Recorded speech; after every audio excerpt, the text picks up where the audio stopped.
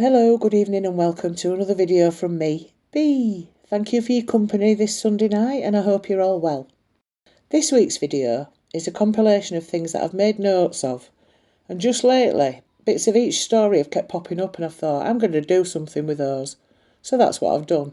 If you can hear weird noises in the background, it's actually birds. Somebody said they sounded like crickets, but the birds, we've got loads of birds out there at the moment. Anyway, this is tonight's video and it's called Strange Phenomena. Enjoy!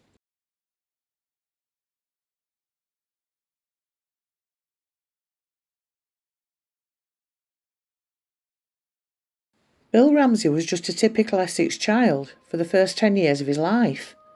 Back on one Saturday afternoon, sometime during 1952, the Southend born and bred lad was occupied in play in his parents' back garden when an icy wind swept through. It had a major effect on him. Not only did he feel nauseous, but he also felt peculiar sensations. Perspiration froze on his skin, and a foul stench swept all over him. Two things came into his mind. One was an overwhelming temptation to head towards the closest beach and board a ship. The other was more primal: wolves. By the time the voice of his mother had managed to reach his subconscious, he had found himself close to the garden fence, without any recollection of getting there. Some external force had taken over his mobility and took complete control over the youngster. Ramsey had managed to uproot a hefty fence post that even his father would have had problems with, and was swinging it round him wildly. That alone would cause his parents concern, but what he did next absolutely frightened them to death. Bill lunged at the meshing bordering the garden and sank his teeth into it. This was not a subtle nibble, however. It was a fully fledged gnawing, similar to what an animal may have been capable of. His parents could only watch on in horror until their son eventually appeared to calm down. Once he became his regular self, and whatever took hold of him had disappeared, both his parents emerged from the house. For the next 15 years nothing more happened of any note. By the time that Ramsey had entered maturity and was halfway through his 20s, he had married and fathered children of his own. The initial couple of years of his marriage had a similar theme. He would have regular nightmares about feelings of dread and unease. A common image would see him several steps behind his wife. When she turned to face him, she would flee in terror. About 18 months after he suffered the last of these nightmares, he awoke during one night and thought he heard sounds of something panting somewhere in the bedroom. It turns out it was Bill himself. For the next 15 years, Bill Ramsey's life fell into obscurity. That would all change dramatically as the 1980s rolled towards him. One evening, whilst out socialising with friends in 1983, Bill began to feel the onset of the same senses that he experienced decades before in his parents' back garden. He made his excuses and headed into the toilets. Once there, he saw the reflection of a werewolf staring back at him in the mirror. This was just the start to a terrifying taxi ride home. It should have been uneventful, but at some point during the trip, and without any prior warning, Bill's hands curled into claws and he bit the leg of his fellow passenger. The driver kept his cool, stopped the car in the middle of the road and tried to haul Bill off. For several minutes the struggle took place until whatever took control had vanished once more. As Christmas 1983 approached, Ramsey began to feel pains inside his chest. Fearful of a potential cardiac arrest, he immediately checked himself into the local hospital. Ramsey was tested for his blood pressure. During this exam, and without any real warning, Ramsey sank his teeth into the arm of the nurse. He then sprinted through the emergency room and wards. Those who witnessed this bizarre act believed that he was like a man possessed, and ran with both shoulders hunched and fingers curled into talons. Ramsey bared his lips like a rabid animal. As he moved, Ramsey was not prepared to stop for anyone. Anyone unfortunate enough to have been in his way was knocked over with superhuman strength. It took a team of several orderlies to put a stop to his rampage. A police officer managed to snap some handcuffs onto Ramsey's wrists, but even this threatened to be insufficient. Only the use of a tranquilizer brought the episode to a close. The following morning, the effects of the night before had worn off, and doctors were more receptive to the version of events from Bill himself. It was decided that the best thing to do was to keep him in for observation. But as he was a voluntary patient, there was no legal requirement to do so, and Bill decided against this. Within the space of 2 months he was back. He'd been spending time with his mother when he began to feel the same urges and senses. The lone nurse that attended Ramsey on this occasion felt her life was at risk and departed to find a doctor. Ramsey's rage spilled over once more. 4 attending police officers overheard the commotion and managed to surround Ramsey. He resisted for several seconds, snarling and growling at each of them. It took all 4 to finally restrain the man. One of the officers suffered wounds that required a hospital stay for several days. When they arrived at the local constabulary, the police surgeon was called in. Ramsey was offered the chance to admit himself into a mental care facility in order to undergo dedicated testing and possible treatment. This suggestion was given some serious consideration, but ultimately it was rejected. Since he was in charge of his faculties, Ramsey was released from custody. Another uneventful 3 years passed before Ramsey found himself back at the same station. This time he was there doing a civic duty, having brought in a teenager for solicitation. As soon as the car was parked, his passenger fled into the station. A single lone policeman, far bigger than Ramsey was, approached and took hold of his arm. Ramsey snapped. He lunged at the officer and threw him to the ground with ease. The lone officer was not lone for long. The ensuing chaos took a grip, and a dozen officers, including 2 inspectors, plus 2 injections, brought him under control. Over the next couple of weeks, Ramsey was sent for numerous tests, and nobody could find a thing wrong with him. How could such a mild-mannered man suddenly descend into rage and violence at the drop of a hat? Renowned American demonologists Ed and Lorraine Warren were actually in London at this time and heard about the series of events that had transpired. They were convinced that Ramsey was in fact possessed by a malevolent spirit. They asked for and received permission to talk to the Ramseys. The Warrens convinced Ramsey that it was in his best interest to visit them in their church in Connecticut. One tabloid newspaper, The People, bankrolled the trip and served as a sponsor. When Bill turned up at the church, the Warrens' own specialist, Bishop McKenna, performed an exorcism. The process was not something that immediately convinced Ramsey. It was performed using Latin, and for half an hour nothing really happened. The first moment of drama occurred when Bill contorted his face and clenched both hands into claw-like appendages. McKenna commanded that the spirit or demon leave the vessel of Ramsey for good. The entire exorcism was recorded onto video.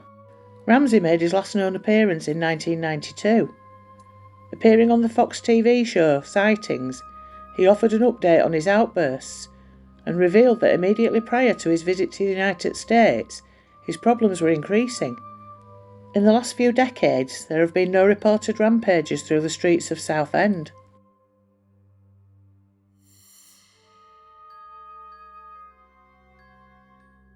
The Flannan Isles Lighthouse is a lighthouse near the highest point on Eilean Mòr, one of the Flannan Isles in the Outer Hebrides, off the west coast of Scotland. It is best known for the mysterious disappearance of its keepers in 1900. The 75-foot lighthouse was designed by David Allen Stevenson for the Northern Lighthouse Board. Construction between 1895 and 1899 was undertaken by George Lawson of Rutherglen at a cost of equivalent to £250,000 in 2023. This was inclusive of building, landing places, stairs and railway tracks. All of the materials used had to be hauled up the 148-foot cliffs directly from supply boats. The lighthouse was first lit on the 7th of December 1899. The purpose of the railway tracks was to facilitate the transport of provisions for the keepers and fuel for the light. Paraffin at that date, the light consumed 20 barrels a year, up the steep gradients from the landing places by means of a cable-hauled railway. This was powered by a small steam engine in a shed adjoining the lighthouse. A track descended from the lighthouse in a westerly direction and then curved round to the south. In the approximate centre of the island, it forked by means of a set of hand-operated points, humorously dubbed Clapham Junction, in reference to a railway junction in London. One branch continued in its curvature to head eastwards to the east landing place on the southeast corner of the island, thus forming a half circle, while the other, slightly shorter branch curved back to the west to serve the west landing, situated in a small inlet on the island's south coast. In 1925, the lighthouse became one of the first Scottish lights to receive communications from the shore by wireless telegraphy. In the 1960s, the island's transport system was modernised. The railway was removed, leaving behind the concrete bed on which it had been laid to serve as a roadway for Nat, a three-wheeled rubber-tyred cross-country vehicle powered by a four-stroke engine. This had a somewhat shorter working life than the railway, becoming redundant in its turn when the helipad was constructed. On the 28th of September 1971, the lighthouse was automated. A reinforced concrete helipad was constructed at the same time to enable maintenance visits in heavy weather. The light is produced by burning acetylene gas and has a range of 17 nautical miles. It's now monitored from the Butt of Lewis, and the shore station has been converted into flats. The first record that something was abnormal on the Flannan Isles was on the 15th of December 1900, when the steamer Archtor, on a passage from Philadelphia to Leith, noted in its log that the light was not operational in poor weather conditions. When the ship docked in Leith on the 18th of December 1900, the sighting was passed on to the Northern Lighthouse Board. The relief vessel, the lighthouse tender Hesperus, was unable to sail from Breezecleet, Lewis, as planned on the 20th of December due to adverse weather. It did not reach the island until noon on 26th of December. The lighthouse was manned by 3 men, James Ducat, Thomas Marshall and Donald MacArthur, with a rotating 4th man spending time on shore. On arrival, the crew of the Hesperus and the relief keeper found that the flagstaff had no flag. None of the usual provision boxes had been left on the landing stage for restocking, and more ominously, none of the lighthouse keepers were there to welcome them ashore. Jim Harvey, the captain of the Hesperus, attempted to reach them by blowing the ship's whistle and firing a flare, but was unsuccessful. A boat was launched and Joseph Moore, the relief keeper, was put ashore alone. He found the entrance gate to the compound and the main door both closed, the beds unmade and the clock unwound. Returning to the landing stage with this grim news, he then went back to the lighthouse with Hesperus's second mate and a seaman. Further search revealed that the lamps had been cleaned and refilled. A set of oilskins was found, suggesting that one of the keepers had left the lighthouse without them. There was no sign of any of the keepers, neither inside the lighthouse or anywhere on the island. Moore and 3 volunteer seamen were left on the island to attend the light, and Hesperus returned to Lewis. Captain Harvey sent a telegram to the Northern Lighthouse Board, dated the 26th of December 1900, stating, "A dreadful accident has happened at the Flannans. The 3 keepers, Ducat, Marshall and the Occasional, have disappeared from the island. The clocks were stopped and other signs indicated that the accident must have happened about a week ago. Poor fellows, they must have been blown over the cliffs or drowned trying to secure a crane." On Eilean Mòr, the men scoured every corner of the island for clues as to the fate of the keepers.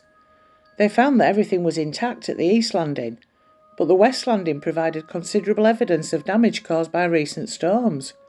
A box at 108 feet above sea level had been broken, and its contents strewn about. Iron railings were bent over.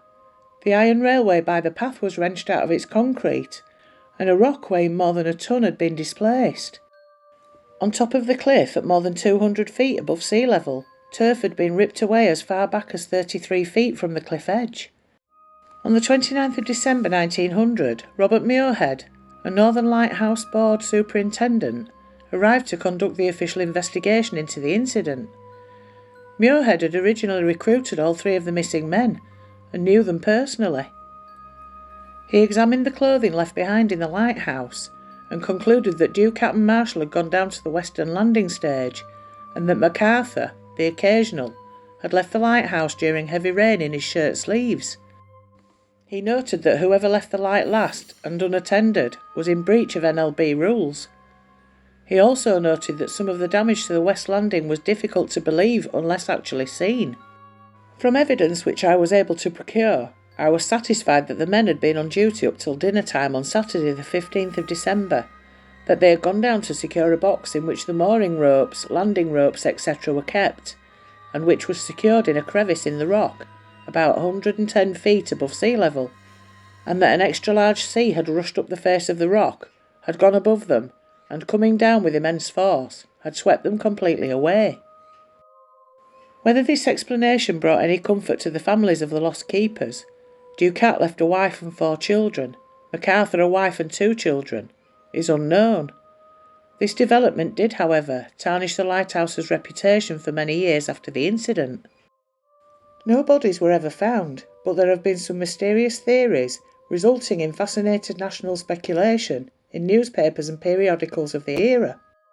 Implausible stories ensued, such as that a sea serpent had carried the men away, that they had arranged for a ship to take them away and start new lives, that they'd been abducted by foreign spies, or that they'd met their fate through the malevolent presence of a boat filled with ghosts. The baleful influence of the Phantom of the Seven Hunters was widely suspected locally. More than 10 years later, the events were still being commemorated and elaborated on. The 1912 ballad Flannan Isle by Wilfred Wilson Gibson refers erroneously to an overturned chair and an uneaten meal laid out on the table, indicating that the keepers had been suddenly disturbed. Yet as we crowded through the door, we only saw a table spread for dinner, meat and cheese and bread, but all untouched and no one there, as though when they sat down to eat, ere they could even taste, alarm had come and they in haste had risen and left the bread and meat, for at the table head a chair lay tumbled on the floor. NLB Inspector Robert Muirhead made it quite clear in his report that he thought the men had been swept away while going down to the West Landing to secure equipment. But not everybody accepted Muirhead's theorising about the men's disappearance. Wilfred Wilson Gibson's description in his poem of an overturned chair and an uneaten meal on the table was quite simply wrong. No furniture or food had been touched at all. So the questions arise. Why did they go to the West Landing to secure equipment so late in the day? The daylight would have been fading as it was mid-December. Why did they leave it so long, as the weather was getting worse, not better? James Ducat had 22 years of experience. Would he have jeopardised his life and that of the others to walk down to a landing that was being hammered by winds and 30-foot to 40-foot waves? The wind theory has been favoured, that the men left the lighthouse to investigate a strange noise or a banging door, and a powerful wind, funnelled between the side of the lighthouse and the outer wall, picked the men up and blew them over the wall, and straight over the 300-foot cliff, only 30 feet away on the other side of the perimeter wall. There's an interesting story which proves how strong the wind can be in these parts.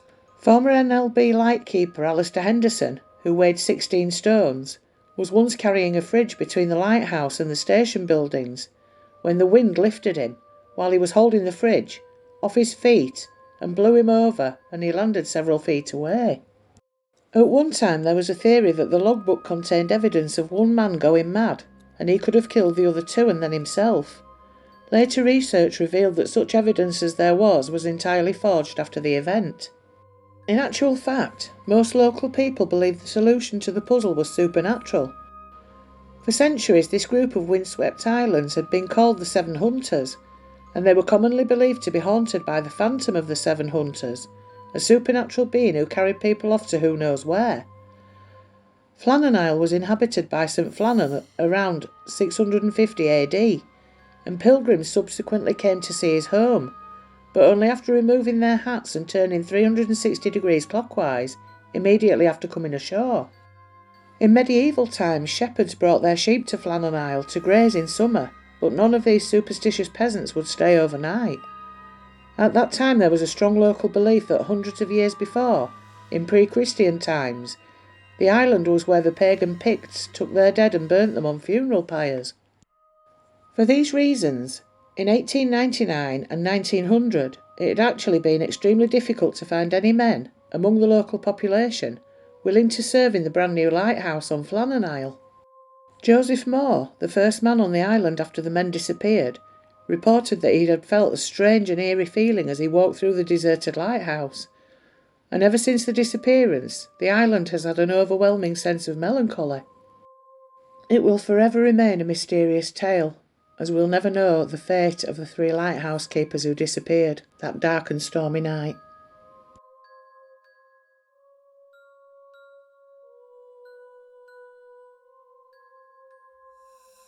In 2014, Derek and Maria Broadus bought a sprawling house in the idyllic New Jersey suburb of Westfield, 657 Boulevard. They'd hoped it would become their dream home, but as renovation work on the $1.3 million property began ahead of them moving in, they received a disturbing letter addressed to the new owner. The letter's sender identified themselves as the Watcher and claimed to be the house's watcher ahead of its second coming. The first letter reads, 657 Boulevard has been the subject of my family for decades now, and as it approaches its 110th birthday, I have been put in charge of watching and waiting for its second coming. My grandfather watched the house in the 1920s, and my father watched it in the 1960s. It is now my time. Do you know the history of the house? Do you know what lies within the walls of 657 Boulevard? Why are you here? I will find out. The Watcher also made references to the couple's children and asked them to fill the house with young blood. You have children. I have seen them. So far I think there are 3 that I have counted, they wrote. An investigation led the Broaduses to suspect that one neighbour in particular, Michael Langford, was the Watcher, due to the vantage point of his family's home and that his family was thought to be eccentric. However, he was eventually cleared as a suspect, and the Broaduses hired their own private detective to investigate the neighbourhood. They received a total of 3 letters, with the second one identifying their children by name and nickname, and containing details they claim could have only been noted by someone who had been inside the home or extremely close to it. As they continued their search for the Watcher, the Broaduses found out that the previous owners, the Woods, had also received a letter just before they moved out, but had had no trouble in the 23 years they'd lived in the house before then. The Broaduses, who didn't actually move into the home but decided to rent it out instead, went on to attempt to sue the Wood family for not disclosing that they'd received a letter, but the case was later dismissed. By then, however, news of the Watcher had spread across the neighbourhood and beyond. Many theories emerged, with such sites as Reddit claiming the Watcher must live within the house's walls, and others, including some Westfield residents, suggesting the Broaduses had sent the letters to themselves in an attempt to recoup the financial losses after experiencing buyer's remorse. Several investigations took place, both by police and former FBI agents hired by the Broaduses, over the years. But the identity of the Watcher was never uncovered, and the Broaduses eventually sold the house in 2019, when it was bought for $400,000 less than the Broaduses paid for it.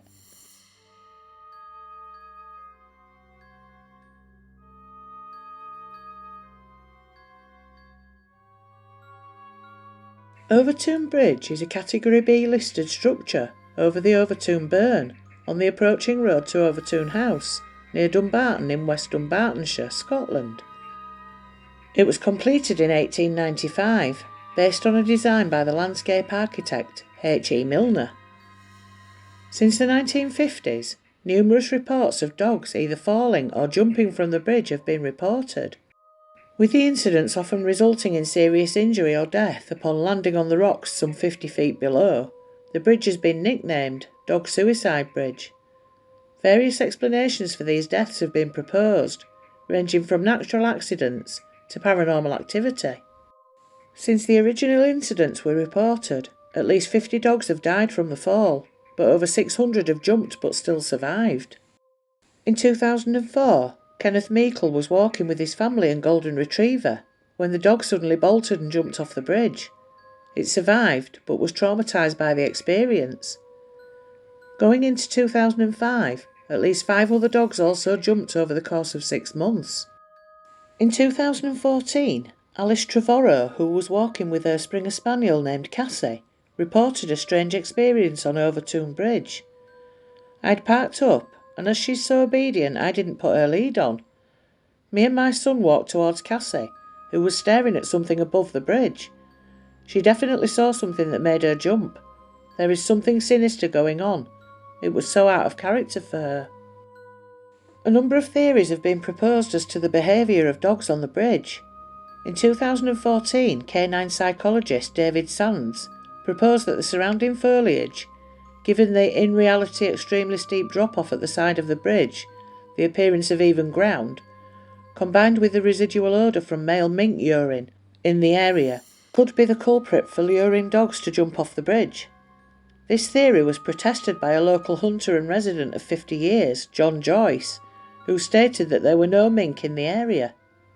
However, in an investigation by the Royal Society for the Protection of Birds, Officer David Sexton found that one end of the bridge, reportedly favoured by dogs, contained nests of mice, squirrels and minks.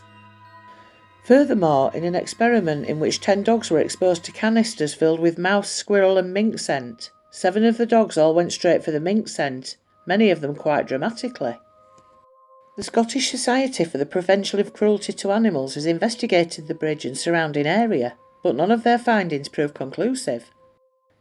In 2019, the owners of Overtoun House, Bob and Melissa Hill, said that in 17 years of residing at the house, they'd witnessed a number of dogs become agitated, jump up and fall from the bridge. Bob Hill, originally a pastor from Texas, stated that the scent of mink, pine martens and other animals agitated the dogs, resulting in their jump onto the bridge wall. The dogs catch the scent of mink, pine martens or some other mammal, and then they will jump up on the wall of the bridge, and because it's tapered, they will just topple over. Hill also stated his belief that the grounds of the house held some sort of spiritual quality. Local teacher Paul Owens argues that the bridge and nearby Overtoun House are haunted by supernatural activity. He claims that the dogs and other animals are sensitive to such supernatural activity, so he proposes that dark spirits are responsible for luring dogs to their deaths. In October 1994, paranoid schizophrenic Kevin Moy threw his 2-week-old son Egan to his death from the bridge because he believed that his son was an incarnation of the devil due to a birthmark. He chose the location due to its association with dark spirits going back to the Druidic days. Following his act of murder, Moy then attempted to commit suicide several times by jumping off the bridge and slashing his wrists, but he was detained and placed in a mental health hospital. This spine-chilling picture appears to show the ghost of a lonely dowager who is believed to be behind the infamous dog suicide bridge. The figure, captured in one of the 19th century Manners Bay windows, is thought to be Lady Overtoun, who is also known as the White Lady. She is believed to be behind the strange canine goings-on at the bridge. Her husband, Baron Overtoun, was a billionaire, and some believe they dabbled in alchemy. When Baron Overtoun, who built the bridge, died in 1908, she was said to have wandered the bridge grief-stricken for years. It is thought by some to be her presence that lingers in this location. A lot of people have experienced a strange presence on the bridge itself, and many have seen ghosts around the estate. Paul Owens, who has spent 4 decades looking at the bridge, said he believes there is no rational explanation for the phenomenon. And once again, that's it for another week. Thank you so much for joining me, always appreciated. Hope you enjoyed it and that you've been thoroughly mystified. Please remember, if you haven't already, to subscribe and to like, share and comment on this video. So until next week, stay happy, stay well, stay safe, and most of all, stay spooky.